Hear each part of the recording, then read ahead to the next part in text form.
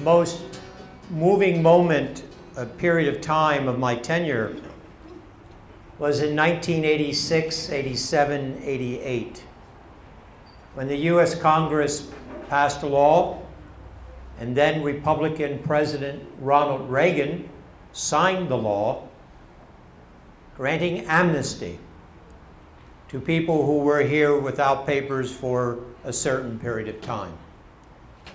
And throughout this diocese in San Diego and in Imperial counties, I witnessed firsthand the transformation that took place in the lives of people who were able to come out of the shadows and into the light of a living community. In the work that we do at Catholic Charities and the work that we reach out with parishioners like yourself, community members like yourself, is to build a relationship on that journey that people have so that what we can represent is the best of humanity.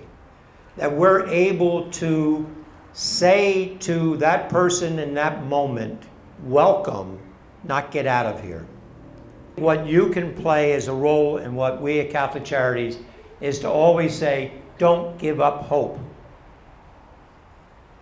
Someday, someone is going to decide to do what is right, like they did in the 80s, and pass a law that's going to recognize the reality that we have so many people living in the shadows, and that is not the right thing. Are you a legal permanent resident? Yeah. Do you have a green card? Yeah. How long you been here? 22 years. Become a citizen. All you have to be here is 5 years. Or if you're married to a U.S. citizen, 3 years. Apply to become a citizen and vote for the candidates that respect your point of view, whoever they may be. If a law is passed, when a law is passed, it's going to be like every other law that's passed, and it's going to be prove it. Prove that you meet the criteria. And the best thing you could do to prove it is to gather your documents now. Don't throw anything away. Keep records, keep papers, keep receipts.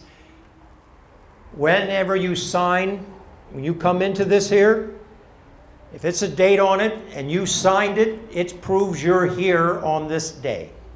You send money back to Mexico or Guatemala or whatever it is, you have a receipt, keep it. You pay a bill, keep it. Build up that portfolio of information. Everybody has a right to a copy of what the government knows about you. And so I was talking to Father Peter that one of the things we can do, and what we are going to do in the future at parishes throughout the diocese, is come and help people fill out a fairly simple form that requests from the government a copy of my file. You want to go through an accredited agency like Catholic Charities, where we request it on your behalf, we receive it, we look at it with you and say, based upon this record, there's problems. Based upon this records, there's no problem. But the one thing that I'm very much convinced of is that knowledge is power. If you know what they know,